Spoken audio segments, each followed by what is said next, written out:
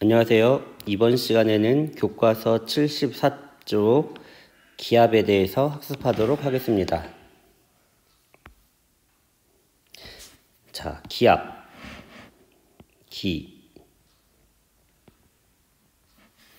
기는 뭘까요? 기는 공기 또는 대기,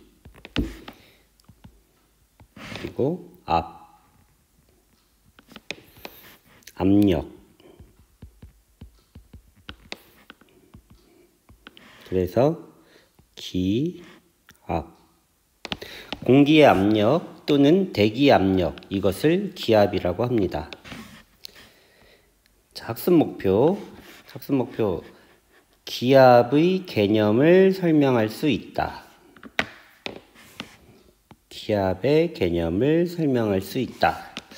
기압이 무엇인지, 어떻게, 어느 방향으로 작용하는지, 이것들에 대해서 학습하는 단원입니다. 별로 어렵지 않고 간단하니까 설명 잘 듣고 헷갈리지 않도록 유의해 가면서 설명을 들을 수 있도록 합시다. 자, 첫째 줄.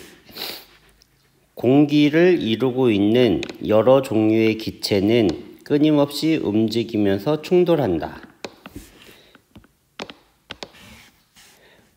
공기를 이루는 여러 종류의 기체.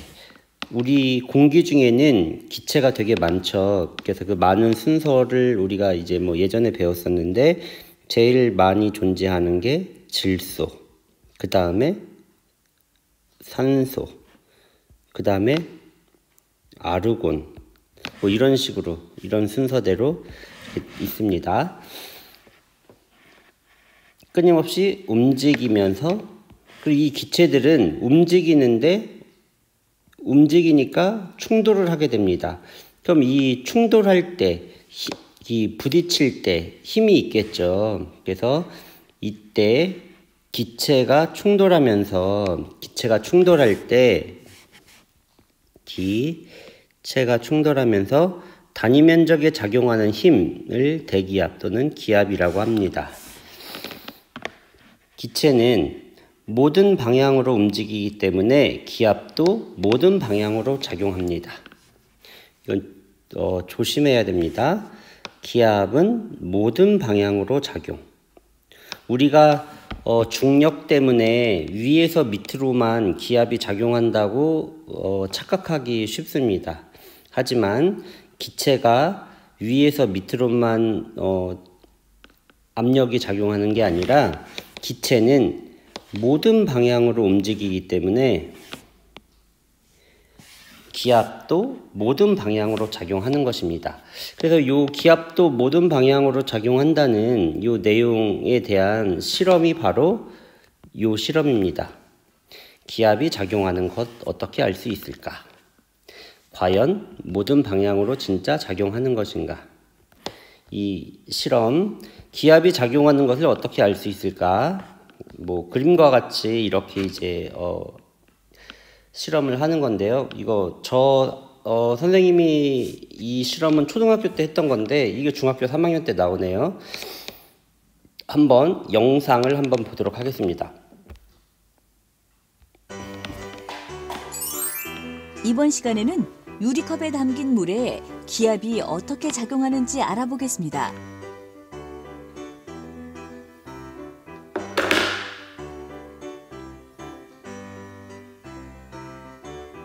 물을 절반 정도 넣은 유리컵의 입구를 종이로 덮은 후 손으로 종이를 가볍게 누른 상태에서 유리컵을 뒤집습니다.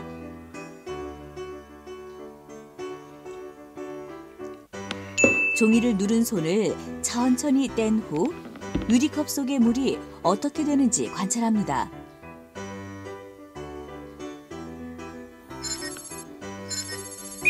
기압은 모든 방향으로 작용합니다.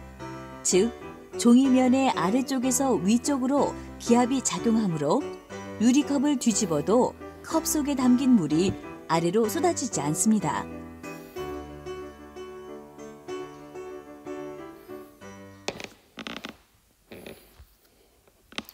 자, 뭐 간단한 실험이죠. 그래서 요 밑에 있는 실험 결과는 아까 본 동영상을 보고 각자 기록해 보도록 하겠습니다. 자, 다음 페이지 첫째 줄. 이탈리아의 과학자 토리첼리라는 사람이 무슨 짓을 했냐면 수은을 이용했답니다. 무엇을 했다? 기압의 크기를 측정하였다. 그는 어떻게 했냐면 한쪽 끝이 막혀 있는 1m 길이 유리관에 수은을 가득 채우고 그 다음 수은이 이거 왜 안 좋아져?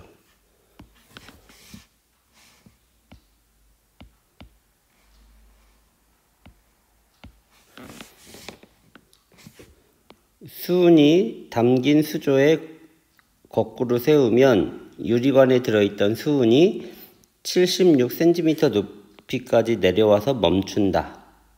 이게 무슨 말이냐면요. 요 밑에 그림을 보면은 요 유리관이 원래 이렇게 돼 있던 거고 여기에 수은을 채운 것입니다. 이렇게 수은을 채운 다음에 얘를 횟가닥 뒤집은 겁니다. 뒤집는다. 뒤집었더니 이제 중력에 의해서 이렇게 이 안에 들어있던 수은이 밑으로 이렇게 쏟아지겠죠. 이렇게 수은이 밑으로 쏟아지는데 다 쏟아지는 게 아니라 얼만큼 높이까지만 쏟아지고 더 이상 내려가지 않냐면 76cm까지만 높이가 유지가 되고 더 이상 내려가지 않는답니다. 그 이유는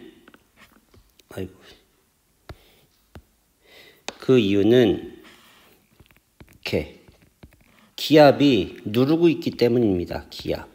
그리고 여기는 원래는 여기 보면은 수은을 여기 가득 채웠었죠. 근데 횟가닥 뒤집었죠. 뒤집었더니 수은이 밑으로 슝 내려간 겁니다. 이렇게 수은이 밑으로 슝 내려간 겁니다. 그렇다면 요 빈 공간엔 공기가 들어갔을까요? 뒤집었더니 여기는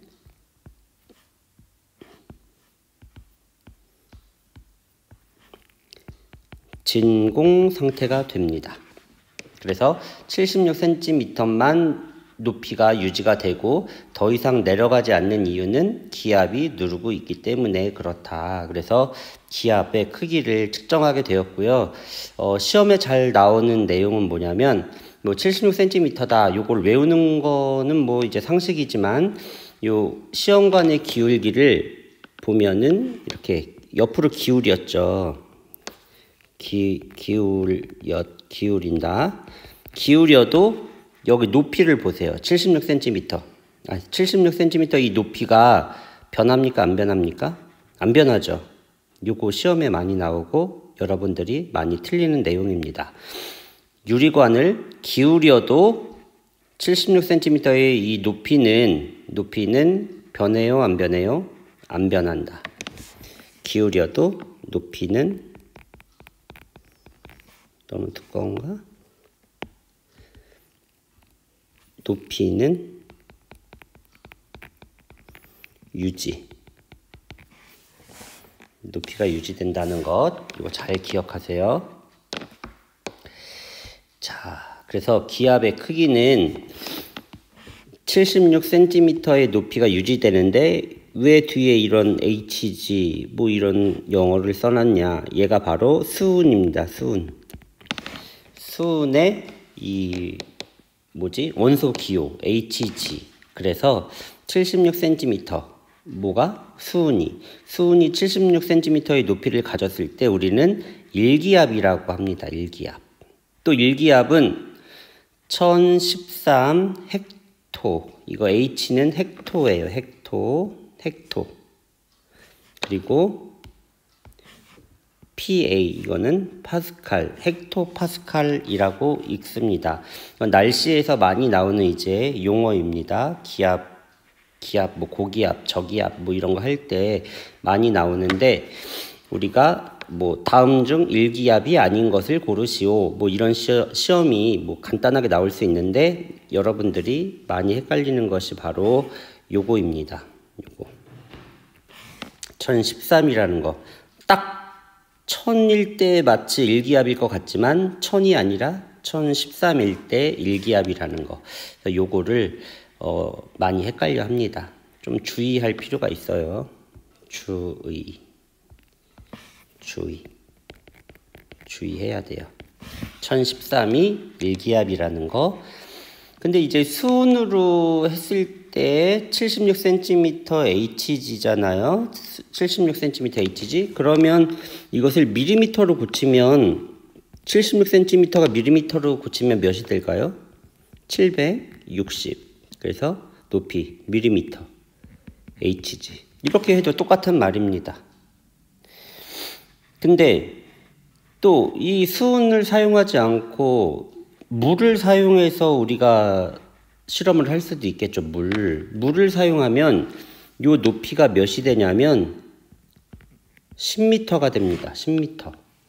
근데 물을 사용했으니까 요 뒷부분에 물이 들어가야 되겠죠. 그러면 물은 뭐죠?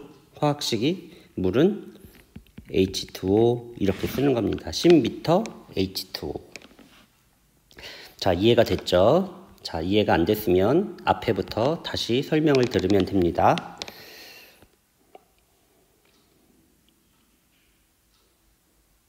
자, 그렇다면 수은이 왜 76cm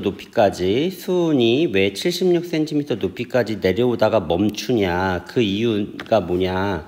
그 이유는 수은면에 작용하는 기압의 크기와 수은관 속의 수은 기둥이 누르는 압력의 크기가 같아졌기 때문에 나타난다. 어쨌든 기압의 존재. 여기서 말하면 여기서 보면은 얘와 뭐 요 누르는 요 기압과 수은이 내려오려는 요 압력, 요게 두 개가 같아졌다 이 말입니다. 뭐 안 같아지면 뭐 당연히 더 내려오겠죠. 올라가거나.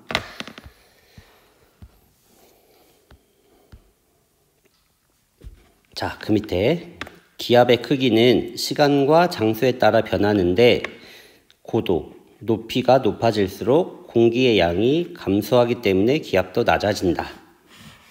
뭐 우리는 알고 있는 내용이죠. 기압은 시간과 장소에 따라 변합니다. 그리고 또 공기가 높아질수록 공기의 양이 감소하기 때문에 기압도 낮아진다. 그렇기 때문에 어떤 일이 나타나냐면 풍선이 하늘 높이 올라가면 점점 커지다가 터집니다. 그리고 비행기를 타고 높이 올라가면 귀가 먹먹해집니다. 왜? 기압이 낮아지기 때문에. 자, 높이에 따른 공기의 밀도와 기압. 높이가 올라갈수록 공기의 밀도는 작죠. 높은 곳에서는 공기의 밀도가 작고, 그리고 지표면 0, 지표면에선 공기 밀도가 크다. 그리고 압력도 마찬가지로 공기의 밀도와 유사한 이런 양상을 나타낸다. 뭐 그것을 나타내는 그래프입니다. 뭐 별거 아니죠. 공기와 밀도와 기압은 뭐 같은 양상을 나타낸다. 자, 스스로 확인하기 1번, 2번. 자, 이 두 가지를 각각 풀어보기 바랍니다. 자, 이것으로 기압 단원 학습을 마치도록 하겠습니다.